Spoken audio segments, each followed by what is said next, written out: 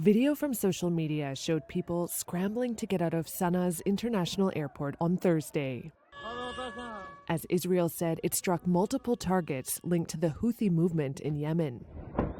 Houthi media said multiple people were killed in the strikes. This footage from Houthi-run TV is said to show the aftermath at the airport. The head of the World Health Organization, Tedros Adhanom Ghebreyesus, said he was in the country and was about to board a plane when the airport came under attack. He said he was in Yemen to negotiate the release of detained UN staff and to assess the humanitarian situation there. There was no immediate comment from Israel on that incident. In addition to striking the airport, Israel said it hit military infrastructure at ports on Yemen's west coast and power stations. This footage from the Houthi-run outlet is set to show some of the destruction at a power station. Israel's Air Force released this video, which it says showed fighter jets taking off to hit other Houthi military targets. Prime Minister Benjamin Netanyahu told an Israeli news outlet that the country was just getting started with its campaign against the Houthis, who are aligned with Israel's arch-enemy, Iran. We will persist in this until we complete the job, he said in a government press office video. There was no comment from the Houthis, who have repeatedly fired drones and missiles towards Israel in what they describe as acts of solidarity with Palestinians in Gaza. On Saturday, Israel's army failed to intercept a missile from Yemen that fell in the Tel Aviv-Jaffa area. More than a dozen people were injured. More than a year of Houthi attacks have disrupted international shipping routes, forcing firms to reroute to longer and more expensive journeys.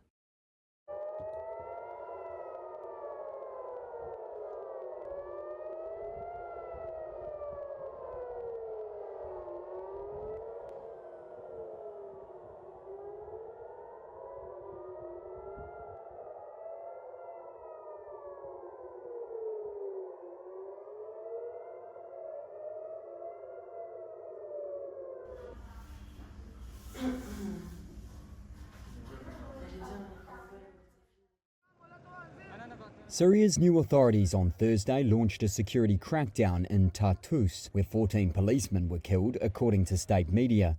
The report said authorities have vowed to pursue remnants of the ousted President Bashar al-Assad's militias accused of the attack. Tartus is home to many members of Assad's Alawite sect. The attack on the police has marked the deadliest challenge yet to the Sunni Islamist-led authorities, led by Hayat Tahrir al-Sham, or HTS, which swept Assad from power on December 8. Reflecting tensions with a sectarian edge, protests also erupted in several cities on Wednesday, seen in a video verified by Reuters, after an undated video showing the burning of an Alawite shrine in Aleppo emerged on social media. Members of the Alawite minority, an offshoot of Shiite Islam, wielded huge sway during decades of Assad's iron-fisted rule. Residents in Al-Warud, a predominantly Alawite and impoverished neighborhood northwest of Damascus, expressed concern following the security crackdown. Community leader Ali Darer told Reuters the new authorities' recent behavior doesn't reflect its repeated promises to protect minority religious groups. He cited multiple accounts of people being beaten at a checkpoint, but he blamed a third party of trying to incite discord. He urged his people to remain committed to peace and work to overcome this transitional phase. Dissent has also surfaced in the city of Homs, north of Damascus. Footage posted on social media on Wednesday from Homs showed a crowd of people scattering as gunfire was heard. Reuters has verified the location. It was not clear who was opening fire. State media reported police imposed an overnight curfew on Wednesday night. The Syrian Information Ministry declared a ban on what it described as the circulation or publication of any media content or news with a sectarian tone aimed at spreading division. Assad's longtime Shiite regional ally Iran on Thursday rejected accusations that Tehran was interfering in Syria. It follows a warning by the new Syrian foreign minister for the Islamic Republic not to spread chaos in his country. Japan Airlines said on Thursday its systems were back to normal following a cyber attack in the morning that delayed some domestic and international flights. It was able to resume same-day ticket sales after briefly shutting down a router that was causing malfunctions, the airline said. According to the carrier, no customer information was leaked and it suffered no damage from computer viruses. ANA, Japan's other major carrier, saw no signs of an attack on its systems, a spokesperson said.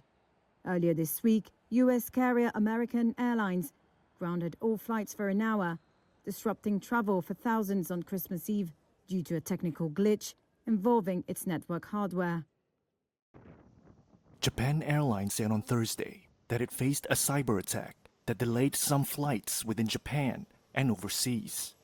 The company says the apparent attack began at 7:24 a.m. and disrupted the company's internal and external systems. The company said it turned off a router that was causing problems and suspended ticket sales for Thursday flights. ANA, Japan's other big airline, said it found no signs of an attack on its systems. Earlier this week, American Airlines grounded flights for an hour on Christmas Eve due to a network issue affecting thousands. This social media video shows the moment Azerbaijan Airlines flight J28243 crashed in Kazakhstan on Wednesday, killing 38 people. 4 sources with knowledge of the preliminary findings of Azerbaijan's investigation into the disaster told Reuters that Russian air defenses downed the passenger jet, which was carrying 67 people. There were 29 survivors. One of the sources with knowledge of the investigation told Reuters, quote, "No one claims that it was done on purpose. However, taking into account the established facts, Azerbaijan expects the Russian side to confess to the shooting down of the aircraft." One U.S. official, speaking on the condition of anonymity, also told Reuters that there were early indications that a Russian anti-aircraft system may have struck the plane. Russia's defense ministry did not respond to a request for comment. The social media video shows the plane rapidly descending and flying erratically before ultimately hitting the ground and exploding into flames. Reuters also verified footage shot by passengers before the plane crashed that showed oxygen masks released and people wearing life vests. The plane came down near the city of Aktau after diverting from an area of southern Russia in which Moscow has used air defense systems against Ukrainian drone strikes in recent days. The president of Azerbaijan said a special commission had been set up and a delegation had been sent to investigate the disaster. On Thursday, dozens of people could be seen mourning at the Heydar Aliyev International Airport in Baku, which was a departure point of the flight that crashed in Kazakhstan. People were carrying flowers and paying tribute to the victims, as Azerbaijan observed a day of mourning. An eyewitness video shows the moment a passenger plane crashes in Kazakhstan on Wednesday, with many feared dead. Kazakh authorities said 62 passengers and 5 crew were on board the plane, which was operated by Azerbaijan Airlines. At least 32 people were rescued, they said, and survivors, including 2 children, were being treated at a nearby hospital. The plane had flown hundreds of miles off its scheduled route to crash on the opposite shore of the Caspian Sea, close to the city of Aktau, Kazakhstan. Russia's aviation watchdog said a bird strike may have forced the pilot to land. Officials did not immediately explain why it had crossed the sea, but the crash came shortly after drone strikes hit southern Russia. Drone activity has shut airports in the area in the past, and at least one airport there was closed on Wednesday morning. Azerbaijan Airlines said the Embraer 190 jet was flying from Baku to Grozny, the capital of the Chechnya region in southern Russia. Ramzan Kadyrov, the Kremlin-backed leader of Chechnya, said in a statement some of those being treated in hospital were in a serious condition. Authorities in Kazakhstan said a government commission had been set up to investigate the cause of the crash.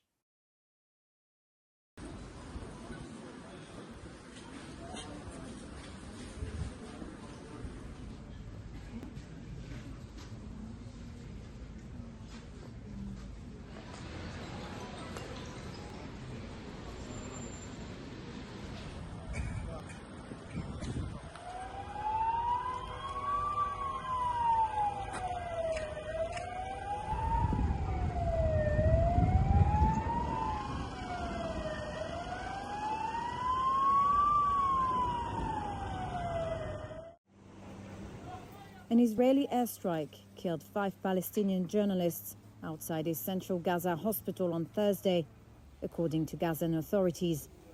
The Israeli army, however, said the strike had targeted a vehicle carrying, quote, terrorists.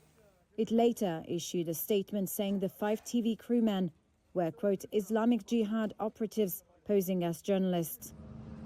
Footage from the scene showed the twisted wreckage of a white van, with remnants of the word press visible on the back doors. The Palestinian Journalists Union said that the journalists killed were from the Al-Quds Today channel. They were in a broadcast vehicle outside Al-Awda Hospital in central Gaza's Al-Nusayrat refugee camp. It added that more than 190 Palestinian journalists have been killed by Israeli fire since the war began in October 2023. Israel has regularly denied targeting news workers, asserting that it takes steps to avoid civilian casualties. Later on Thursday, funerals were held for the 5 men. Families wept beside shrouded bodies as prayers were performed before the burials. The mother of one of those killed cried for revenge, saying that there was no sweetness left. She said her son had been working as a journalist for 5 years. Medics said the journalists were among at least 21 people killed in Israeli airstrikes across the Palestinian enclave before dawn. Also on Thursday, funerals were held for 8 Palestinians in the West Bank city of Tulkarm after the withdrawal of Israeli forces from the area. According to Palestinian and Israeli officials, they were killed 2 days ago in Israeli raids on a refugee camp near Tulkarm. Hamas's armed wing said 2 of its members were among the dead. Hundreds of Palestinians and dozens of Israelis have been killed in the Israeli-occupied West Bank since the October 7, 2023 attack by Hamas militants on southern Israel that triggered the war in Gaza and a wider conflict on several fronts. Russia's Federal Security Service said on Thursday it had foiled several plots by Ukrainian intelligence services to kill high-ranking Russian officers and their families in Moscow. The Russian agency, known as FSB, said the plans had involved disguised bombs. Russian state TV showed what it said was video of suspects who admitted to being recruited by Ukrainian intelligence for bombings against Russian Defense Ministry officials. It also showed apparent FSB footage of the alleged suspects on their missions. In a statement, the agency said it had prevented a series of assassination attempts on high-ranking military personnel, and that it had detained 4 Russian citizens involved in the preparation of these attacks. The FSB, the main successor to the Soviet-era KGB, said one of the men retrieved a bomb disguised as a power bank in Moscow. It said that was to be attached with magnets to the car of a top defense ministry official. Another plot involved the delivery of a bomb disguised as a document folder, the FSB said. The exact date of the planned attacks was unclear, though one of the suspects said he had retrieved a bomb on December 23rd, according to the FSB. Ukraine's intelligence agency, SBU, did not immediately respond to a Reuters request for comment. This follows the December 17th killing of Russia's chemical weapons chief in Moscow. An SBU source confirmed to Reuters that the Ukrainian agency was behind the hit. Russia said the killing was a terrorist attack by Kyiv and has vowed revenge. Ukraine has said Russia's war against it poses an existential threat to the Ukrainian state and that it regards such targeted killings as a legitimate tool. Former Taipei mayor and minor opposition party leader Ko Wen-je has been charged with accepting over $500,000 in bribes and misuse of political donations. Prosecutors in Taiwan said on Thursday they have asked for more than 28 years in prison for Ko, saying he had helped a conglomerate illegally benefit to the tune of billions of Taiwan dollars. The Taipei District Prosecutor's Office also said in a statement he had embezzled tens of millions in political donations. Ko was mayor from 2014 to 2022 and came third in January's presidential election. He was arrested in August after investigators raided his home and party. The Taiwan People's Party, or TPP, which Ko founded, told a media briefing the prosecutors failed to offer concrete evidence to support Ko's bribery charges. Several other TPP members have also been charged for the misuse of political donations. Ko and the party have previously acknowledged that presidential campaign funds were misreported, but have denied wrongdoing in the case. Ko is currently detained and Reuters was unable to reach him for comment. He has been expected to seek the presidency again at the next election in 2028, but opinion polls show that the scandals have hammered support for him and his party.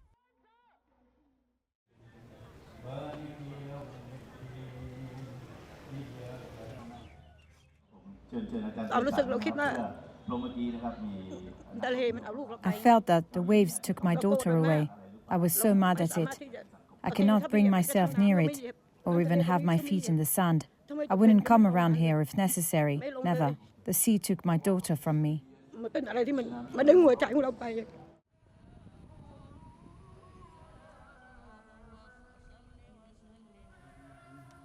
Tahun ini sebenarnya hampir sama persis seperti tahun-tahun sebelumnya.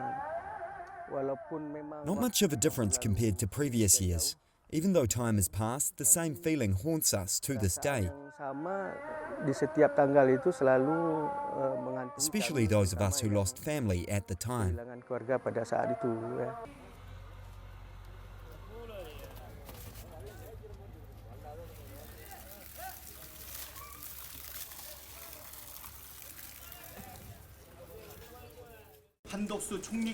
Prime Minister Han Duck-soo officially announced that he will not appoint a constitutional court judge, which is his constitutional duty. His statement effectively acknowledges himself not as an acting figure of authority, but as an acting authority of treason. It has become clear that Prime Minister Han Duck-soo does not have the qualifications as acting president or the will to safeguard the constitution. The Democratic Party will immediately propose an impeachment motion against Prime Minister Han Duck-soo and report it to the plenary session today.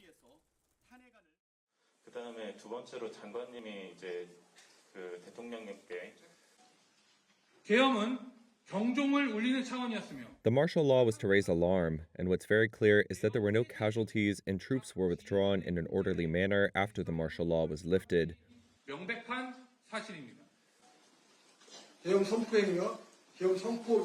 People are mixing up the declaration of martial law and the defense minister's measures regarding martial law and accusing them of an act of insurrection. It's not right. Cerca das 13 horas de hoje, grupo de manifestantes subversivos. At around 1 p.m. today, a group of subversive demonstrators approached the vicinity of the prison, fazendo barulho, making noise with their protests, as suas manifestações, exigindo que pudessem retirar, demanding to release the prisoners serving their sentences there, que se encontram a cumprir as suas penas. Retiraram nas celas ou naquela cadeia. They took them out of the cells or out of that prison, about 1,534 inmates. The protesters took them out and left with them. Saíram com eles os manifestantes. Nesta confrontação, this confrontation with the inmates in the vicinity of the central prison resulted in 33 dead and 15 wounded. Na confrontação direto com os reclusos, nas imediações da cadeia central, 15 feridos.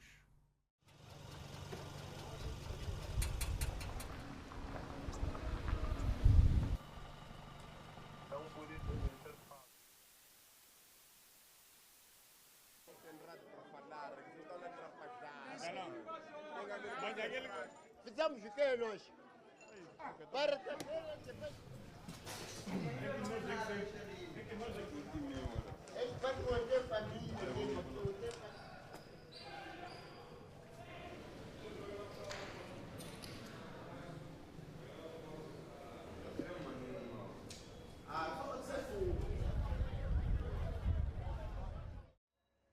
Dressed in white, mothers and daughters of hostages held by Hamas held a silent sit-in protest in Tel Aviv on Wednesday, the first night of Hanukkah. They are calling on Israel to reach a deal for their loved ones to be released. The protest, cut short due to a security alert, comes as Hamas and Israel trade blame over their failure to conclude a ceasefire agreement. In recent days, both sides have reported progress. Hamas said that Israel had laid down further conditions. Israeli Prime Minister Benjamin Netanyahu accused the Palestinian militant group of going back on understandings already reached. Israeli negotiators returned to Israel from Qatar on Tuesday evening for consultations about a hostage deal after a significant week of talks, Netanyahu's office said on Tuesday. The U.S., Qatar, and Egypt have stepped up efforts to conclude a phased deal in the past 2 weeks. One of the challenges has been agreements on Israeli troop deployments. In a video released on Wednesday, Israeli Defense Minister Israel Katz said Israel would retain security control of the enclave, including with buffer zones and controlling posts. Hamas is demanding an end to the war, while Israel says it wants to end Hamas's rule of the enclave first, to ensure it will no longer pose a threat to Israelis. The war was triggered by Hamas's October 7, 2023 attack on southern Israel, in which 1,200 people were killed and 251 taken hostage to Gaza, according to Israeli tallies. Israel's campaign against Hamas in Gaza has since killed more than 45,300 Palestinians, according to health officials in the Hamas-run enclave.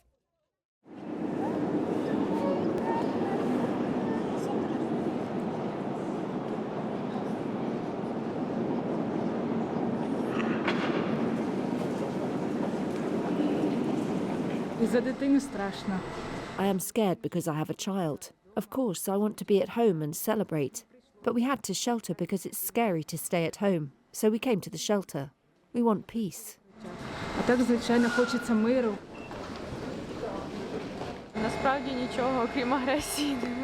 I only feel aggression, nothing else. I'm very angry that is how people have to spend their mornings, holidays. It's also very sad. We hope for better and that it will be over soon. Bombardment by Pakistani military aircraft in eastern Afghanistan has killed at least 46 people, most of whom were women and children, the Afghan Taliban said on Wednesday. It vowed to retaliate. A Pakistani official with knowledge of the matter told Reuters Pakistan carried out airstrikes against a camp of the Pakistani Taliban, or TTP, on Tuesday. This resident, who didn't give his name, said those killed in the strikes in Paktika province were not from the Taliban. They were women, children and common people, he says. Afghanistan's Foreign Office said it had summoned Pakistan's head of mission in Kabul and warned of consequences. The neighbours have a strained relationship, with Pakistan saying that several TTP attacks that have occurred in its country have been launched from Afghan soil, a charge the Afghan Taliban denies.